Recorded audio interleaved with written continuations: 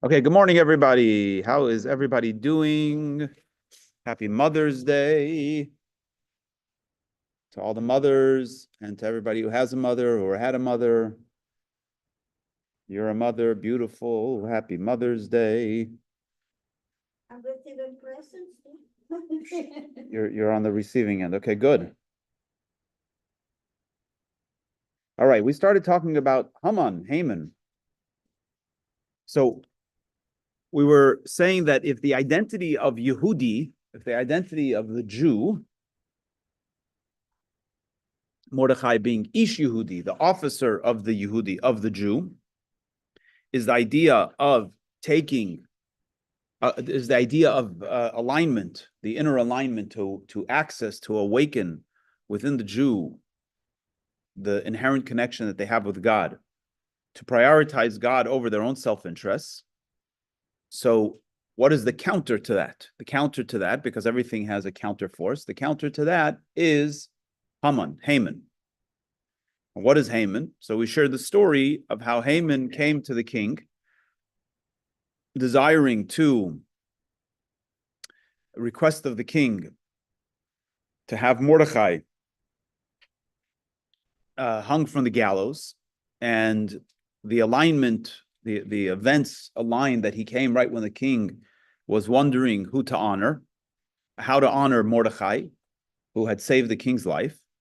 And when the king said to him, to whom, what should be done to the one that the king wishes to honor, the Megillah tells us that Haman said to himself, who would the king want to honor more than me? In other words, when one thinks that they are the center of the universe and everything revolves around them, then that is the identity of Haman, right? It's the counter to Mordechai that thinks that everything is about God.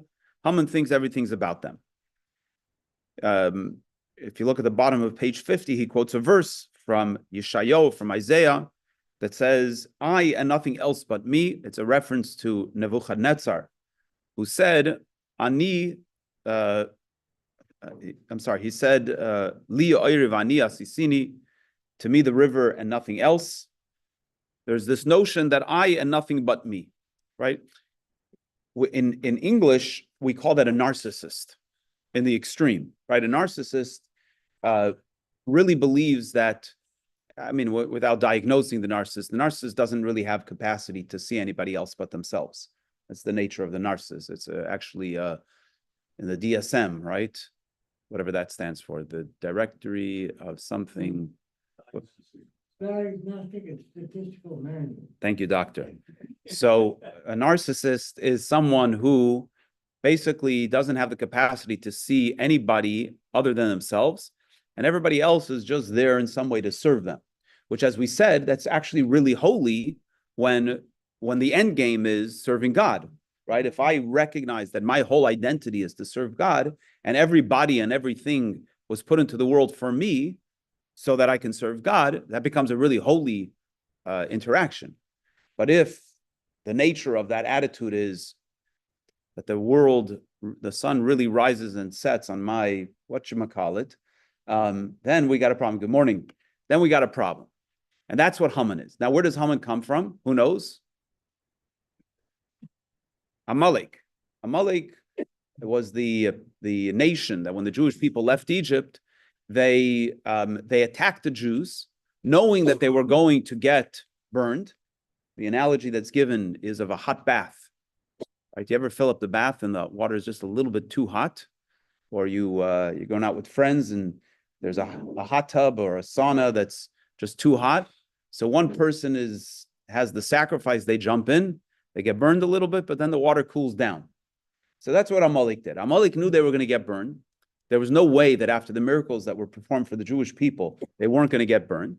But they decided to risk it anyway, because in getting burned, they would open up the door for others to attack the Jews. And so it has been ever since. So that attitude is, my selfishness is so great, my self-centeredness is so great, that I'm even willing to hurt myself in the process. Right? You might say in modern terminology, for those of you that are familiar with an understanding of the world of addiction, The addict lives in that space where they hurt themselves. Every time they use, they hurt themselves. But they're so preoccupied with getting their pleasure or their needs met. And we understand on a more psychological level that there's a discomfort that they can't find any peace with other than through using. So that's why they use, even though it's hurting them. What's the antidote to addiction, at least according to the principle of the 12 steps? Anybody? It's the first act. And the first act is an act of surrender. Basically, you let go of the notion of self and you say there is something in its entirety that's greater than I am, which is God. And then you can begin a process of recovery. So Amalek is the antithesis to Mordechai, the Ish Yehudi, whose job is to awaken within the soul a consciousness, within the person, a consciousness that they are, that God is the only reality. Okay, so let's read a little bit about Amalek on page 51. So Haman was ki haya mizera Amalek. He was from the descendants of Amalek. The story briefly with Amalek is that later on, during the times of King Saul, Saul was instructed. Apparently, there's a new TV show called David. Anybody see it? So in David, it tells the story of how the prophet Samuel, the prophet Shmuel, instructed Saul to destroy all of Amalek and their animals, their possessions, and the king saved the king of Amalek, whose name was Agag, and he also saved the choicest of their animals. And he saved the king because he had this notion that by saving the king, he would actually demonstrate to the king, who's the epitome of Amalek, God's greatness, that the Jewish people were victorious. And he saved the animals so that he can bring them as a sacrifice to God. But that wasn't what God instructed, right? We don't get to decide what God wants. We have to listen to what God wants. And the prophet says to them, because he didn't follow God's instruction, he also tore the prophet's cloak, his clothing. The prophet says, just as you have torn my clothing, so the kingdom will be torn from you. And then he quoted a verse and he said, Toiv mishmaya, Toiv lishmaya mizevach toiv. Forgetting the rest of the verse, but it's better to listen than a good sacrifice, right? Listening to God is better than a good sacrifice. So, but right before Agag was killed, or right before he was captured, he impregnated a woman who was able to therefore continue the Amalekite people, and ultimately Haman descended from this king. So, Ksiv, says in the verse in Deuteronomy, it says, Reishas Goyim Amalek. Amalek is the head of the nations. Meaning, if you want to know about nations and their agenda with the Jews, you got to go to Amalek because he's the head of them. What does that mean? If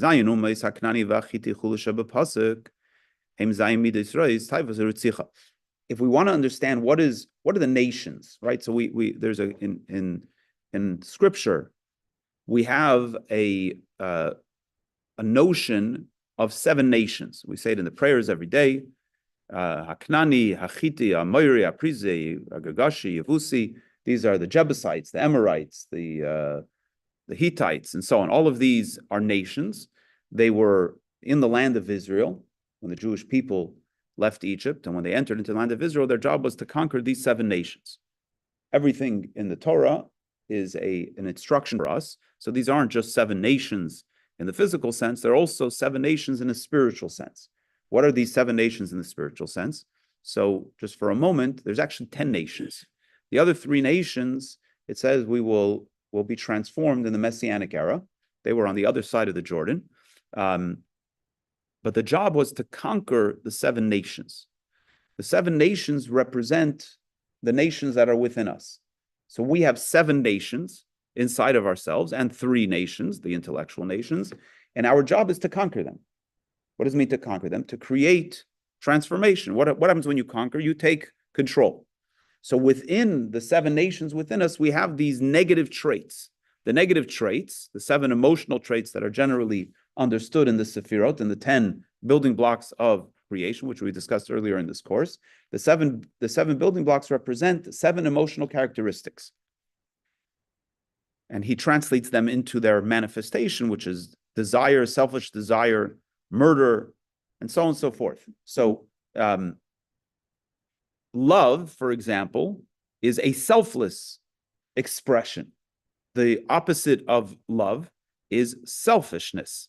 So when I love myself and I do things that, when I only love myself, when I have selfish love, right? Today we talk about self-love, which is very noble.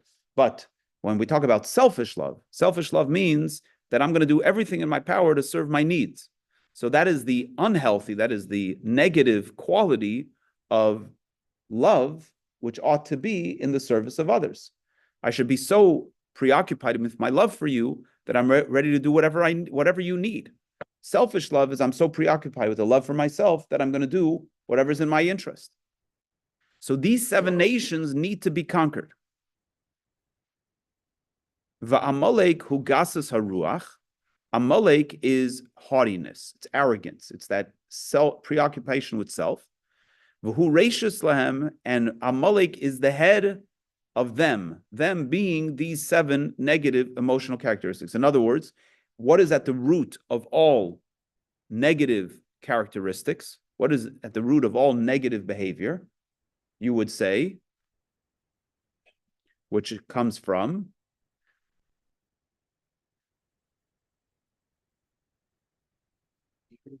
ego. You can cheat if you want. Haughtiness, right? The ego feeds the haughtiness, it feeds the arrogance, and because a person has that quality within them, when that is allowed to manifest, then it becomes dominant, and every negative character trait stems from there. As he says, the last line on the page, Ki gasos haruach hi shorish kol hamidas rois, for haughtiness is the source of all the undesirable emotional qualities.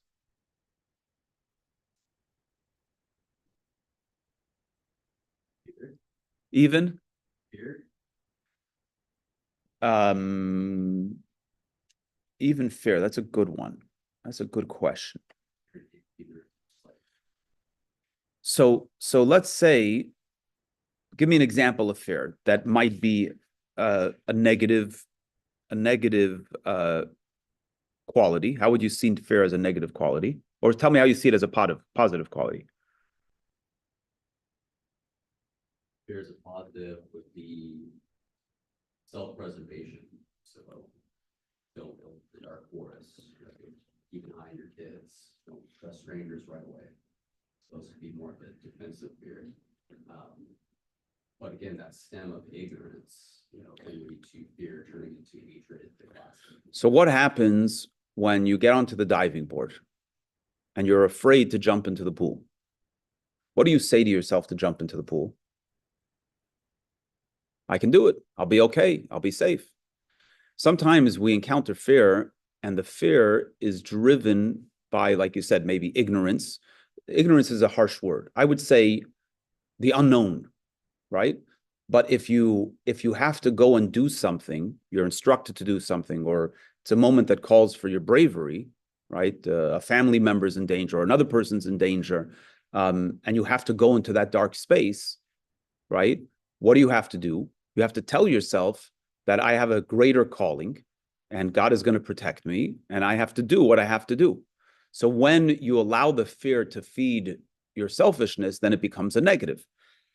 When despite the fear, or in the case of self-preservation, there's a building that has a fire and you don't go into the building because you're going to get burned in the building, right? So what's wrong with getting burned in the building? What's wrong with getting burned in the building is you're not going to be alive anymore. You're not going to be alive anymore. You're not going to be able to fulfill your purpose on this earth. So fear, by the way, all emotional characteristics inherently are neutral until we introduce either God or Amalek. If we introduce Amalek, then it becomes selfish. Love is a good thing, but love can become negative when I allow for that love to be towards myself without anchoring it, right? In other words, I kind of said it a little cynically that everybody's into self-love these days. you'll see today a lot of youth, they'll say, well, I can't do that because I have too much anxiety, or I need space for myself, right? It actually we'll use Mother's Day as an example of this. You can have a mother who says, I can't help you now because I need time for myself, right? Now, I don't know that a mother needs to ever articulate that, but we can debate that. But sometimes a mother does need time for herself, right? You need to charge yourself. You need to, if you're not in a good headspace, or you're not well rested and you're not well fed, it's very hard to show up for others. So a healthy mother says, you know what, I got to take a break. By the way, a healthy mother, healthy man. If you're gonna function in the world, I spoke to a rabbi last week. He called me up. He needed some advice, and I could tell he was in such a fight or flight kind of headspace. His life is overwhelmed. He's built a number of wonderful organizations that have impact thousands of people, and he just calls me up. I don't know what I'm doing in this world. What's my purpose? So I said to him, I have a bunch of questions. My first question is, when's the last time you took a vacation? It took him about 5 minutes to understand that whatever time he ever took for himself wasn't a vacation. Well, I went with my family here for Passover. I said, no, when did you take time for yourself? And in his selflessness, he hasn't done that. But in the process, he's also hurt himself, because you don't have the mindset to be there, especially if you're an influential person making an impact on the world. You've got to be healthy. You got to show up healthy. If you can't show up healthy, you're not serving the others. So this idea of taking space for myself can be very selfish, and it can be very selfless, right? In the act of serving others, I need to take time for myself so I can be a healthy person to show up, right? So it's all very subtle, but the question is, what's the driver? What's the driver? In other words, if we look at the 3 garments of the soul, which are thought, speech, and action, right? Action is the easiest to discern when it's right or wrong. If I'm doing something wrong or if I'm doing something right, that's clear. But then there's all the neutral, and most of our life is lived in the neutral space. Most of what we do in a given day is in the neutral space. We eat, we sleep, we go to work, we take care of the house, we take care of our bills. These are all neutral. There's nothing holy or unholy about it, right? When we get into speech, it becomes a little bit more difficult to discern. We had in yesterday's Torah portion, it says, before the blind, you should not put a stumbling block. I am Hashem, your God, or I am Hashem. And Rashi comments, why does it say I am Hashem? Because God says sometimes you can say something that to the outside individual seems like your intentions were good, but your intentions were not good. So therefore it says, I am Hashem, I'm God, I'm telling you, I know what's in your heart. I know if you have sinister agenda. And then when it comes to thought, it becomes even more difficult, because we're the first ones to convince ourselves that our thought process is normal and healthy, and that the way we're looking at the world is altruistic, right? You'll never find a narcissist that's going to tell you that they're doing something wrong, right? Because I'm so convinced that my perspective is right and that my intentions are genuine. So in the neutral space, it's very difficult to discern because it is neutral. So what makes this neutral space holy or unholy? It's whether you're following Mordechai or whether you're following Haman. Is this about God or is it about you? If it's about God, then it's holy. I'll tell you one other, and if it's about Haman, then it's unholy. I'll tell you one other beautiful teaching. I mentioned this yesterday at the Kiddush, that you have the idea in yesterday's Torah portion that you shouldn't make a cast image for yourself, right? So one can sometimes, so what happens? Each of us in life, we create cast images for ourselves. There are gods that we worship that compel behavior, unhealthy behavior. So your room needs to be set just so. People need to talk just so. People need to behave just so. And then you come at them and you say, you're not talking properly, you're not behaving properly, you're not following the structure. And it's all in the name of this God that you worship. But the truth is, it's just a God that you created. And if you stop and say, what's really important here? If we have the wherewithal to pause and say, why am I getting hung up on this? Then we leave space. Our gods don't need to be cast in silver or gold or in stone or in wood. They don't need to be cast in that. We have to be flexible. And that's why even very, very religious people also have a God cast in stone or wood or silver or gold. When they're inflexible and intolerant of others, then their God has also become cast in stone. And we have to have flexibility to move from that, because then it's not about God, it's about me. I worship the God that I created for myself. And the God that I created for myself is inflexible. No, that's not God. God is very flexible. God is very tolerant. God is very embracing. God has, look at the world God created. God has space for everybody in their religions. It doesn't mean that you're not worshiping the true God. And clearly there is a place and a line that we have to embrace, that we're not to cross. But that's when it comes down to the right and the wrong in the positive or negative actions. But in terms of an openness, we have to have that openness. And what allows for us to have that openness is whether we're serving God or we're serving ourselves. Does it make sense? Please, yeah.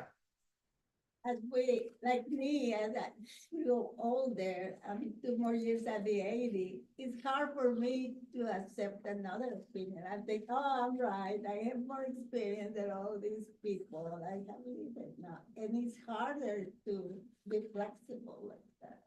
Yeah, it's a very interesting situation. I'll tell you what the Mishnah says. The Mishnah says in ethics, it gives a timeline for what people's obligations are in life. At 5, we begin to study the Torah. I think it's 12, you begin to study Mishnah. 18, one is to get married. 20, one goes to pursue a livelihood, and so on and so forth. And it goes 20, 40, 30, 40, 50, the qualifications of each of these things. And then it says that when one reaches 100, ki ilu meis va'avar ubatum min ha'olam. When you're 100, you're like dead, and you've passed from the world. It was like, okay, that's pretty harsh. So the Hasidic masters explain, what does that mean? What, we check people out at 100? I mean, we should all be fortunate to live to 100. But the Hasidic masters say that when a person turns 100, they no longer are stuck on all of this stuff. In other words, I don't mean to be crass, but the more you get to the finish line, the less the things in the world are that important.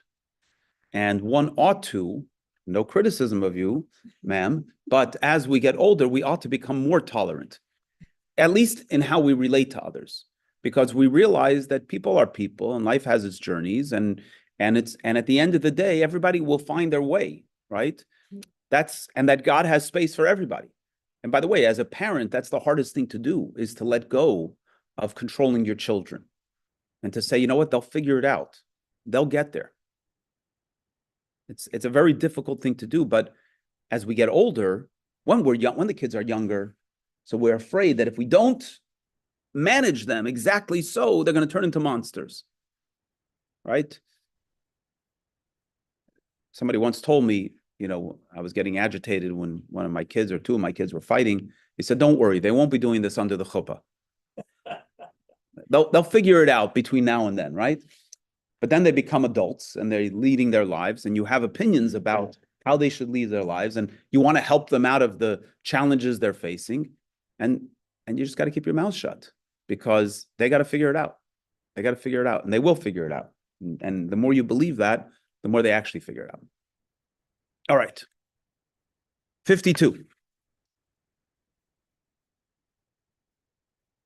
Let's look just at the paragraph in the English at the top of the page.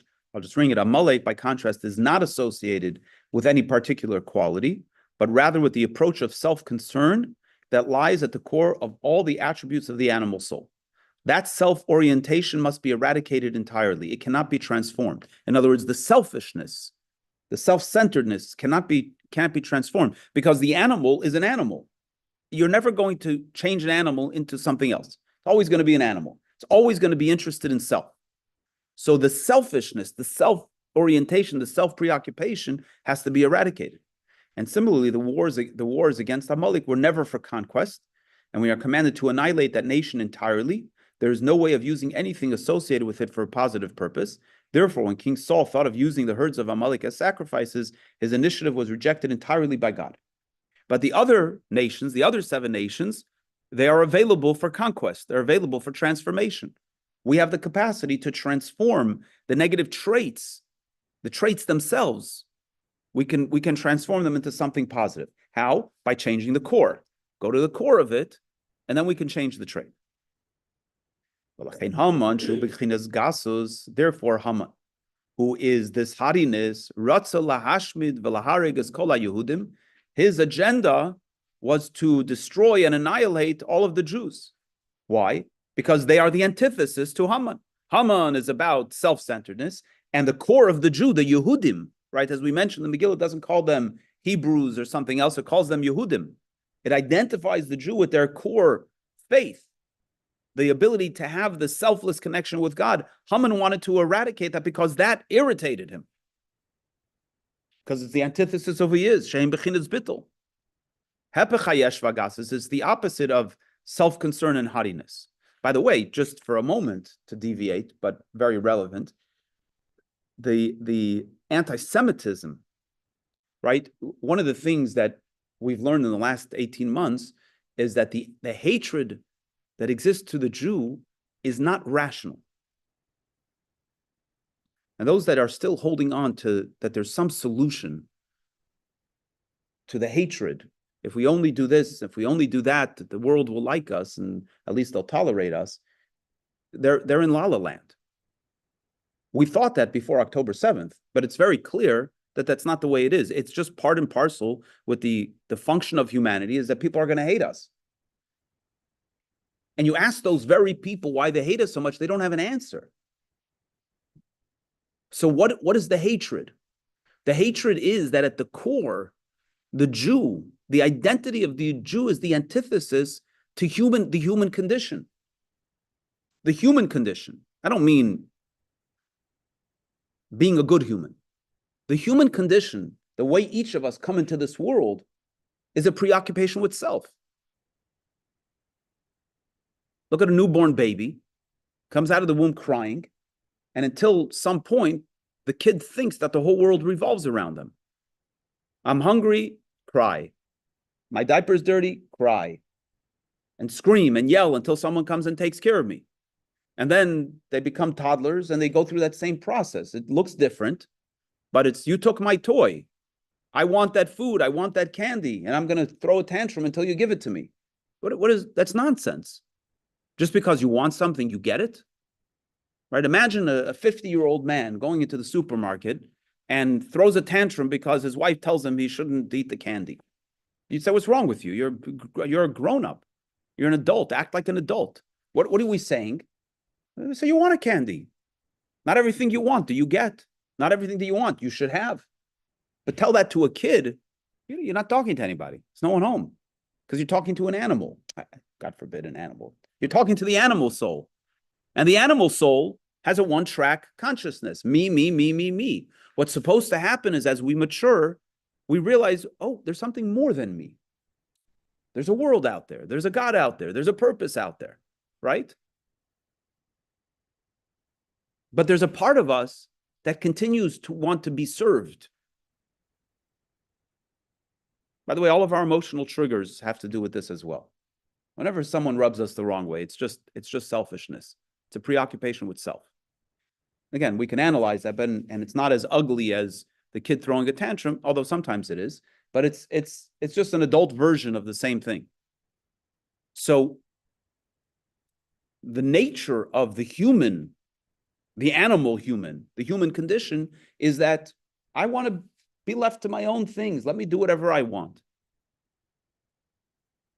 Along comes the Jew, the very identity of the Jew, which is the identity of this connection to God, that says, no, it's not about you.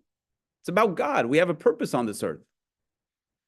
And that animal says, no, shut you down. Get rid of those Jews because they're my consciousness in front of my face. right? Try to harness an animal. Try to put a harness, a noose, something on an animal. They want to throw it off. So what do? You got to teach the animal. Got to teach the animal. It's not about you. You're here to serve. And if you don't listen, you'll get a kick in your side, or you'll get a whip on your back, or whatever it is. And then eventually the animal falls into line because it's an animal and it knows how to be obedient because it doesn't want to get hurt. And that's the beginning in our service of God. That's the first level of God. Is called yirat hatah. The lower level of fear or awe of God is fear of punishment. It's an immature love, but it's what the animal sometimes needs. And Maimonides, in describing the process of education, says that we start with reward and punishment because that's what the animal understands. But that's not the end game. We shouldn't be a grown-up not stealing because we don't want to get in trouble. We shouldn't steal because it's wrong, it's immoral.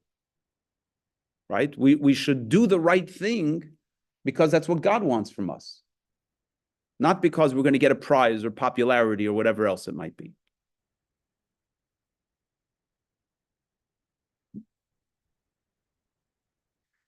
So bottom of 52, nonetheless, despite the fact that this was Haman's agenda, that he wanted to eradicate the Jewish people. I'm sorry, I skipped a few lines before. If the Jews, if the Yehudim denied their Jewishness, God forbid, they would have been exempted from the decree. Because the decree, the decree was against the Yehudim. It was against the Jewish identity. But all of them as one. During the time of the decree, not one Jew had an outside thought to abandon their Jewishness. They sacrificed themselves. They were prepared to sacrifice themselves for God's oneness. And this is the quality of bittul, this quality of humility, this quality of Yehudim that we mentioned above. Every Jew has this in potentia. Okay, let's pause for a moment. I'd love to hear from maybe two or three of you, how is this landing for you? How are you identifying with this?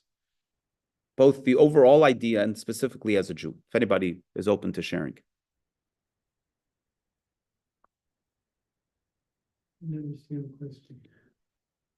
We've been discussing this idea of this selflessness and this oneness with God that Mordechai is awakening within us.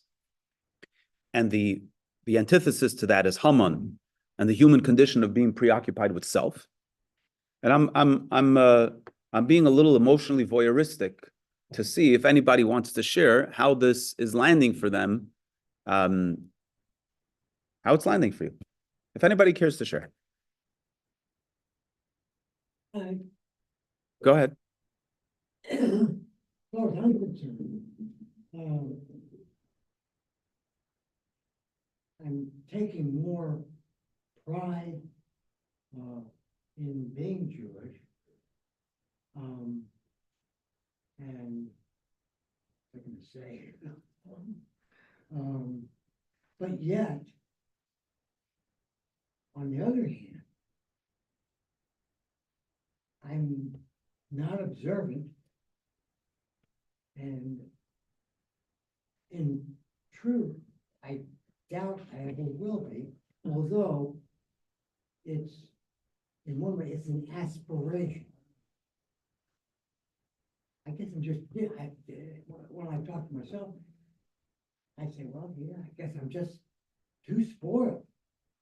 I'm too used to doing things the way I choose rather than following Jewish tradition or God's instruction. Good, beautiful. Thank you for sharing that. So let me be yet further voyeuristic. What gives you pride as a Jew? What are you taking from this that's giving you pride?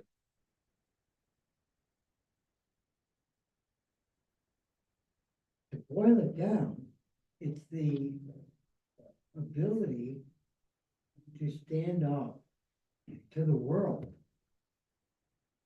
and not behave as they want or look at positively, but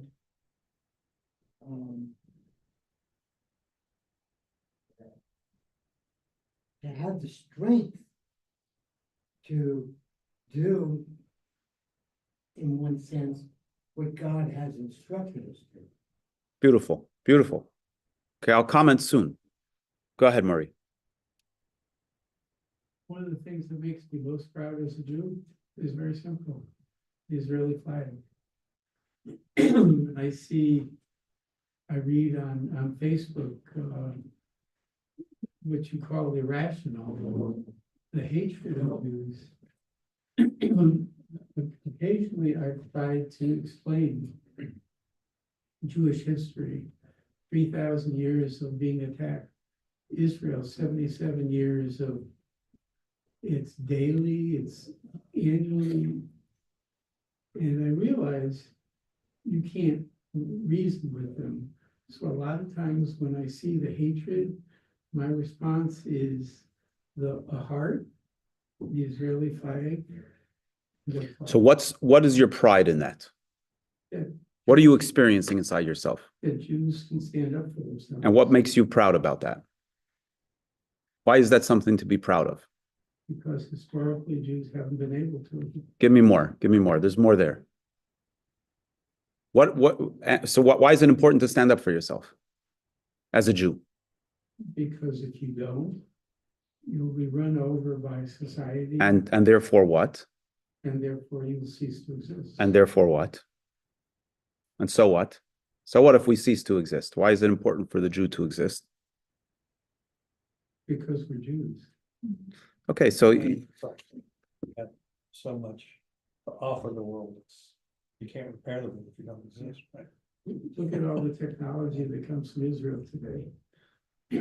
People say, don't use anything from Israel. Well, put your iPhone away, but who knows what technologies on your iPhone, can't use that anymore. good.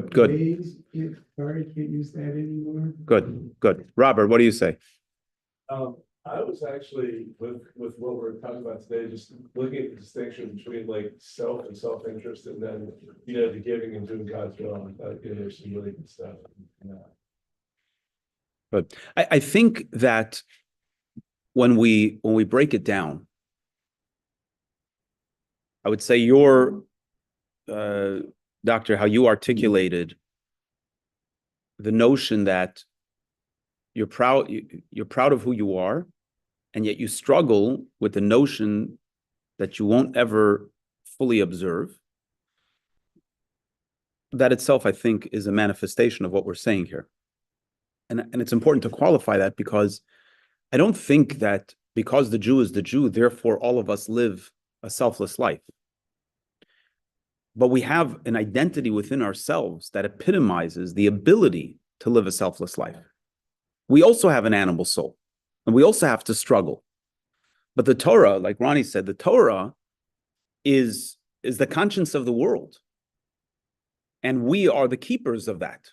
So we do need to keep working at it, even if we may never fully get there, but we need to keep working at that. And I would say, Murray, that the pride that you have as a Jew is actually a super rational pride. As much as we want to talk about self-determination and the ability to stand up for ourselves and so on, I think I mentioned this last class or two classes ago, the idea that when do we begin to mature? We begin to mature when we stop identifying ourselves through the lenses of others.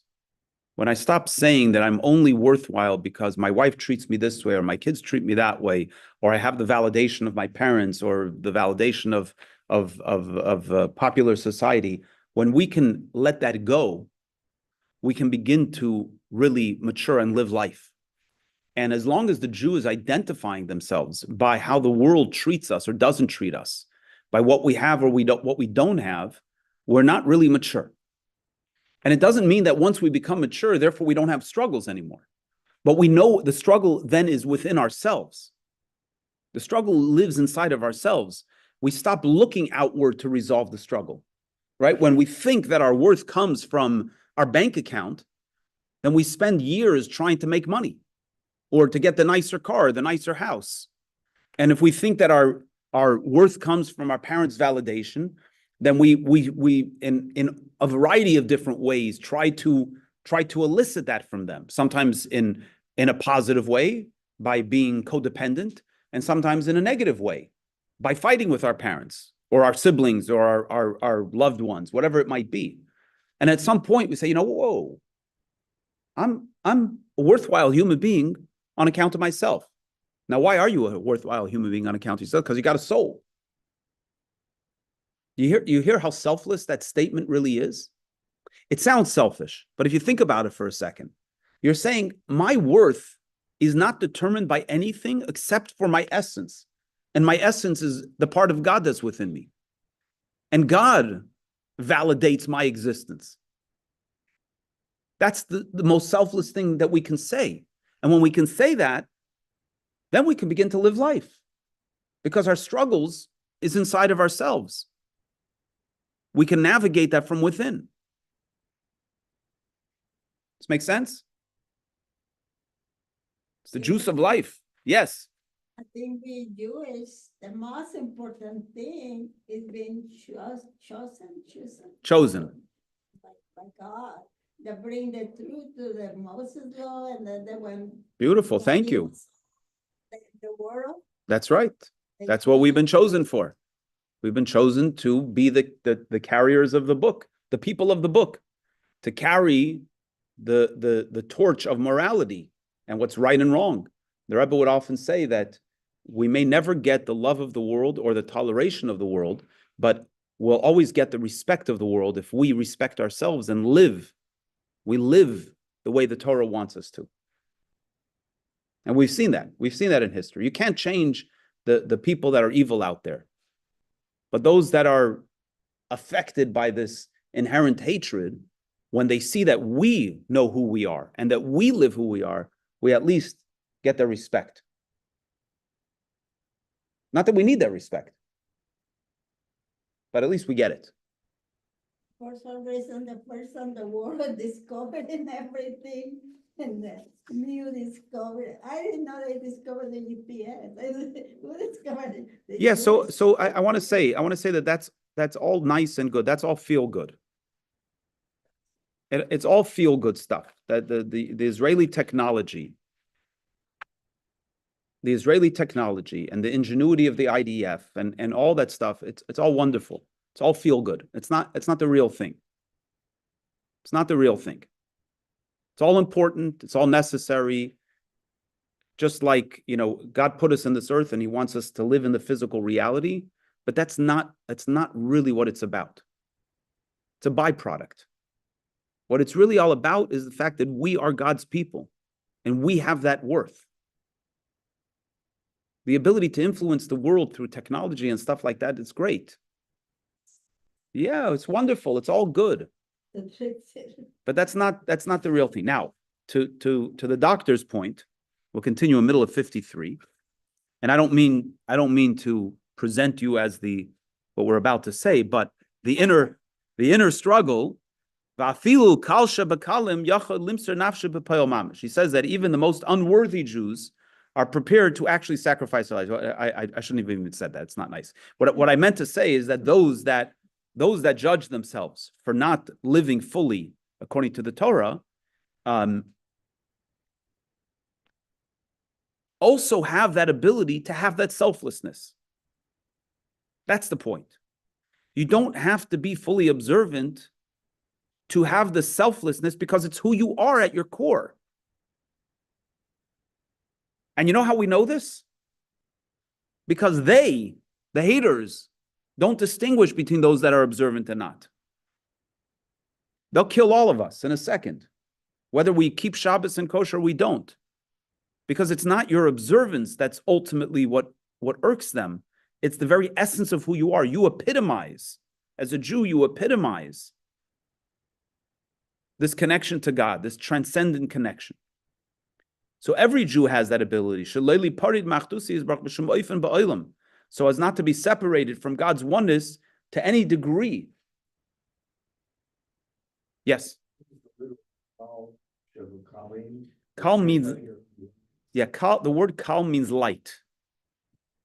You might say in English terminology, the biggest lightweight, right? But light meaning that they don't take Jewish observance seriously.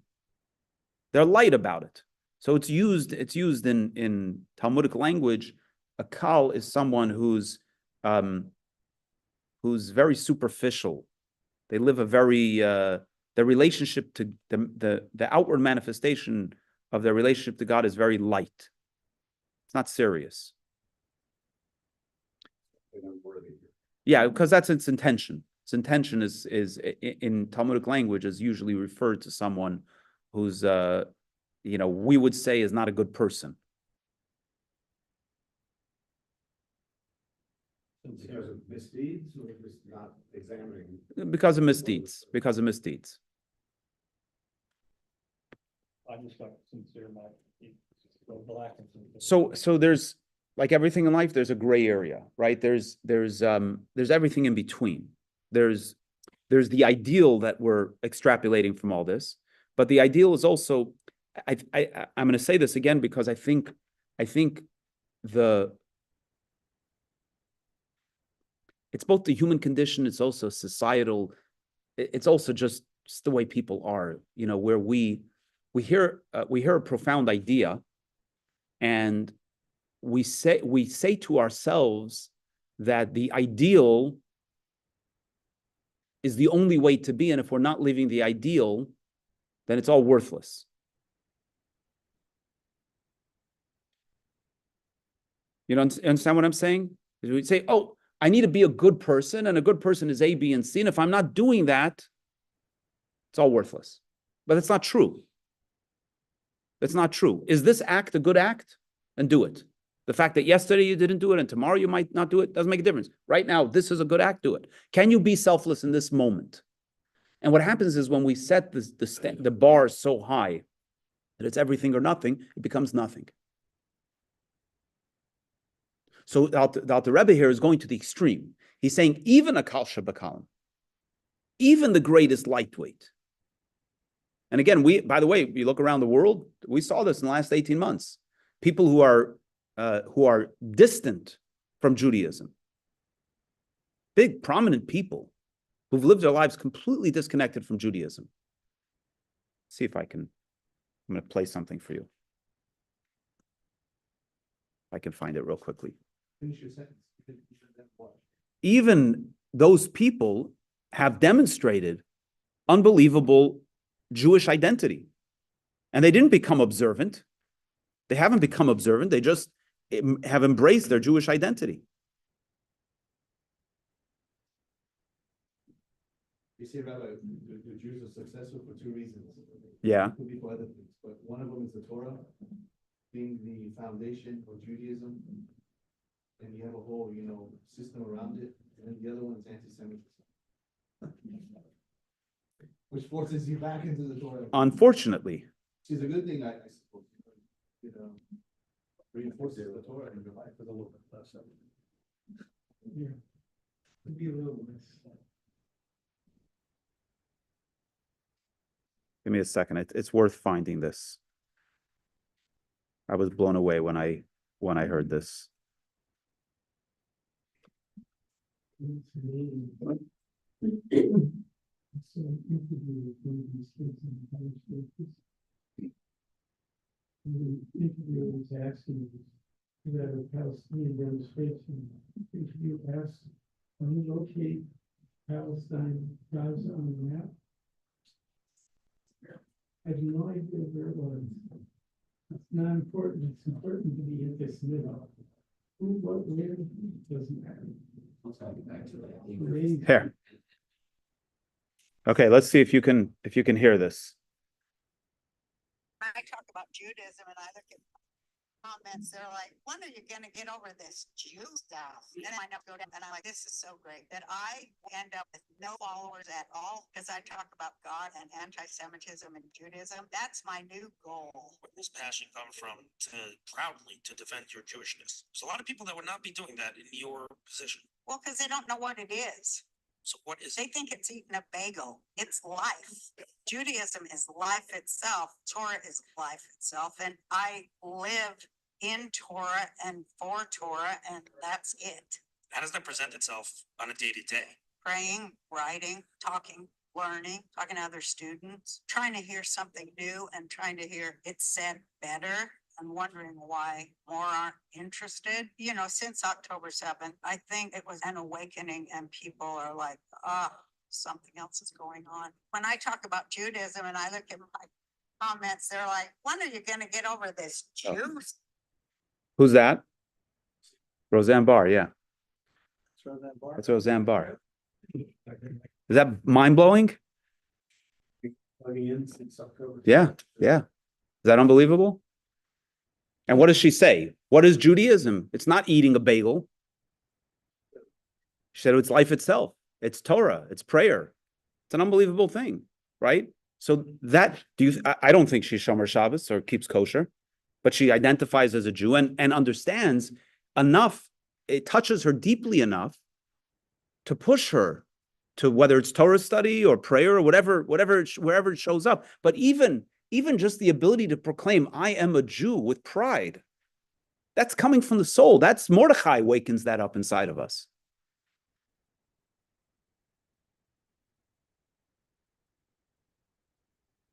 So, what do they say? The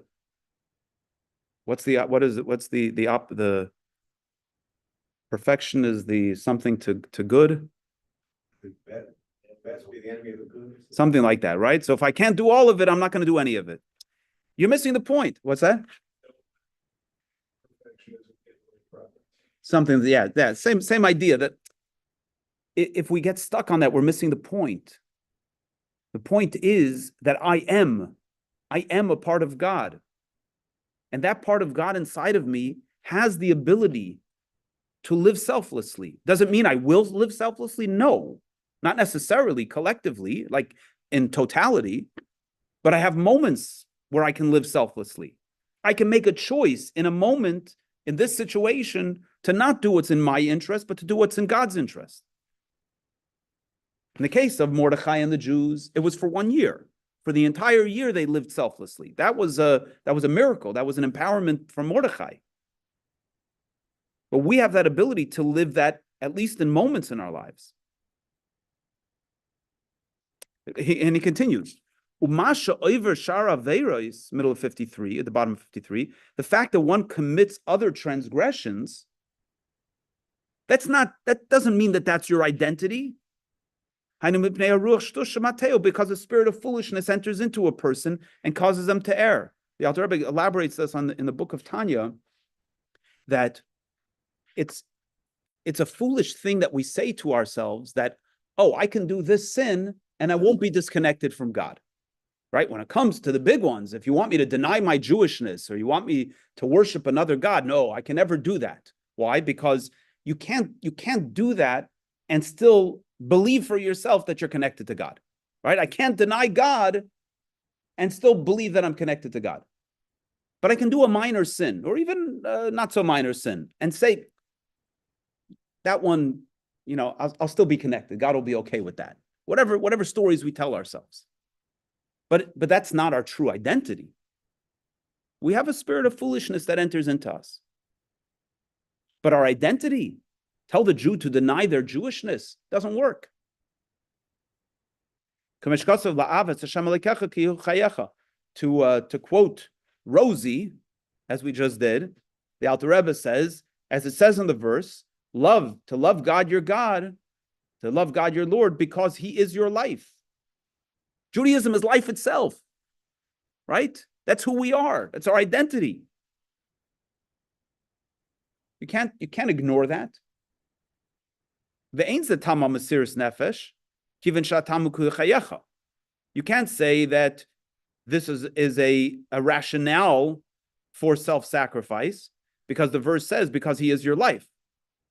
And what are you doing when you give up your life? You're throwing your life away. So it doesn't mean that because that our Jewish identity is our life in a conventional way. Because if it was our life and you're giving up your life, then you're throwing your life away. What when we say, when Rosie says it's life itself, she doesn't mean my life, the heart that's beating inside of me. It's the very essence of life, the concept of vitality. What's vital in existence in all of the cosmos? It's God. That's what my Judaism is. It doesn't mean the fact that my heart is beating. It's the very essence of all of existence is life. And that's God. And that's Judaism. Because self-sacrifice is a transcendent act. It's a super-rational act. Practically, that's where self-sacrifice comes from. It comes from a transcendent place. It's not a logical thing. If you want to talk logic, the logical thing is that when someone comes to you and says, by the way, there are three big sins that we're not allowed to transgress. All the other 610 commandments, if we are given the choice to violate the commandment or to give up our life, we have to violate the commandment. So somebody puts a gun to your head and says, eat this pork, or I'll kill you, you have to eat the pork. Someone says, violate the Shabbos, or I'll kill you, you have to violate the Shabbos. But if somebody comes to you and says, violate this prohibition against this forbidden relationship, or take the life of another person, you have to give up your life. And those two, you have to give up your life because for separate reasons. To take another life, why is your life more important than theirs? So you're not allowed to give up your life. You're not allowed to take away another person's life so that you can live. And with forbidden relationships, God created a structure in his world, and we're not allowed to interfere with that structure, which is illicit relationships. But the third one, which is worship this other God, or I'll kill you, you have to let your life be taken. Why? Because life itself, the very essence of life, is God. And if you deny that, then you deny the very essence of life. So you say, if it's about my life, then it would make sense, worship the idol so that you can live to serve God. But it's not about my life. It's about life. It's about life itself. The very essence of everything is defined by God. And if I'm denying that, I'm denying the very essence of everything. So there's no place. And by the way, that's not a rational thing. You can't explain God. If you can explain God, then you have a rational reason not to worship the idol.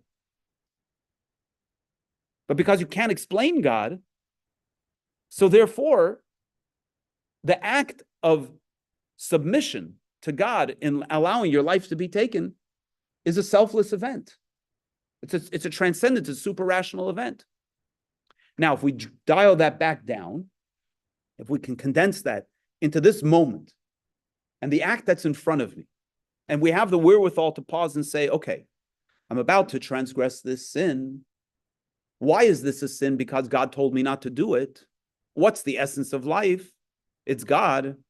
So in doing this sin, I'm denying God. And we won't sin. Because I'm moving into that place of the soul that recognizes the essence of everything. Now, we don't anchor ourselves enough to do that. But there are practices that we can engage in to help us center ourselves when we encounter choice. And as I've often said, that's the concept in the AA world of a spiritual practice, right? If you wake up in the morning and you say Moda'ani and you wash your hands and you say your morning blessings and you wrap your tefillin and you kiss the mezuzah and you bring a consciousness of God into your life, it's much easier when you encounter a choice to pause and say, what does God want? What does God want from me here? If you don't nurture that, then you're only in your animal space, and the animal is going to react. It's going to do what is in its own interest. Yes. The second two, like the three that I got, when we say illicit relationships, what do you mean?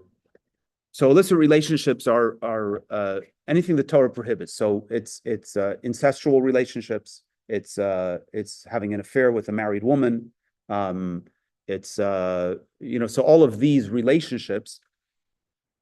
We're actually learning in Maimonides the laws about the forbidden relationship. We actually read it in the Torah yesterday in both of the Torah portions. So the Torah enumerates all the prohibited relationships. You're not allowed to have a relationship with your relations, sexual relations with a daughter, with a mother, with an aunt. There's all these forbidden relationships. Why? Because there's an order to creation, and obviously human beings are a primary part of that order, and the order is supposed to go a certain way. And when one has a forbidden relationship, you're interfering with that order. It's the very fabric of existence is the nature of the human relationship. And when we engage in a forbidden relationship, we cause the order, which is part of God's master plan for us human beings in this physical reality, to be able to uncover the godliness in the world. We mess that up. And therefore, one has to sacrifice themselves. In truth, this is true about any sin. But when I do something, when an individual would eat non-kosher food, for example, do they mess up the fabric of all of existence? In this moment, in this act, they are. But it's an act that directly impacts them or the individual that they're transgressing with. I steal money from someone, so it's me and that person. But in relationships, it's out of your control. It gets a life of its own. You bring a human being into this world who then has a life of their own and then it expands and goes on so forth. Reproduction is the greatest manifestation of God's infiniteness in this world. So interfering with that is interfering with the very essence of existence. But it's not about God. It's about God's plan, but it's not about God. Whereas worshiping of another God is about God. All right, enough to keep you going for a week. Next week, we're going to start 15 minutes earlier, and we're going to be studying upstairs because we have our year-end Hebrew school graduation.